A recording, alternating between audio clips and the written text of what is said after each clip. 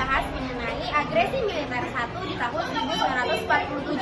Sebelum masuk ke pembahasannya, perkenalkan, saya Lutfi Sulaiman dan teman-teman saya Raisa Santoso, saya Muhammad Abu Gaza, saya Nasir Ramadan. Baik, di pembahasan tentang agresi militer 1 ini itu terjadi pada 21 Juli sampai 5 Agustus 1947 di antara Republik Indonesia versus Belanda, yang mana upaya Belanda untuk merebut kembali kekuasaan Indonesia setelah perjanjian Linggarjati. Nah, teman-teman, kita akan bahas lebih lanjut mengenai agresi militer Belanda 1 ini. Jangan lupa disimak.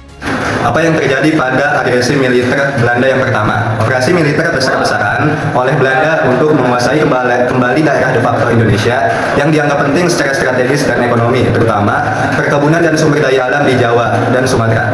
Belanda memilih dalih aksi polisionil untuk menegakkan ketertiban, padahal merupakan upaya kolonial untuk menghancurkan Republik Indonesia dan menghasilkan kemenangan pada Belanda.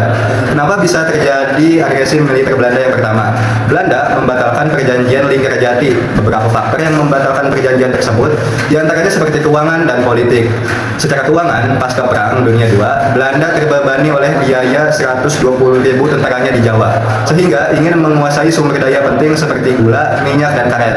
Secara politik, Belanda frustasi karena perundingan Linggarjati gagal dan khawatir pengaruh kelompok-kelompok tertentu di Republik meningkat, membuat Belanda menerapkan perjanjian dan menyerang pada 27 Juli 1947.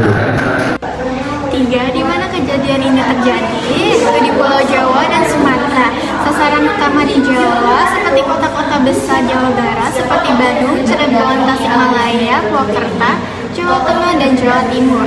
Sasaran utama di Sumatera yaitu berbagai daerah perkebunan dan pertambangan. Yang keempat, kapan terjadinya? Terjadinya pada tanggal 21 Juli 1947 sampai 5 Agustus 1947 saat gencatan senjata disepakati atas desakan PBB.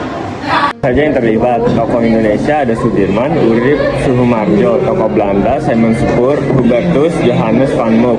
Pihak yang melakukan agresi Belanda yang mengerahkan lebih dari 100.000 tentara dengan senjata canggih. Pihak yang melawan Republik Indonesia oleh TNI, pihak internasional Perserikatan Bangsa-Bangsa atau PBB yang turun menengahi konflik atau membentuk Komisi Tiga Negara atau KTN.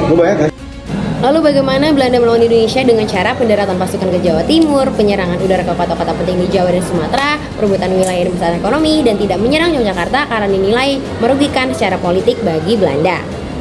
Kemudian akhir dari agresi militer Belanda 1 ini adalah PBB menilai tindakan Belanda sebagai pelanggaran terhadap perjanjian Linggarjati dan mengancam perdamaian dunia. PBB kemudian membentuk Komisi Tiga Negara KTN, Australia sebagai mewakili Indonesia, Belgia mewakili Belanda, dan Amerika Serikat sebagai pihak penengah.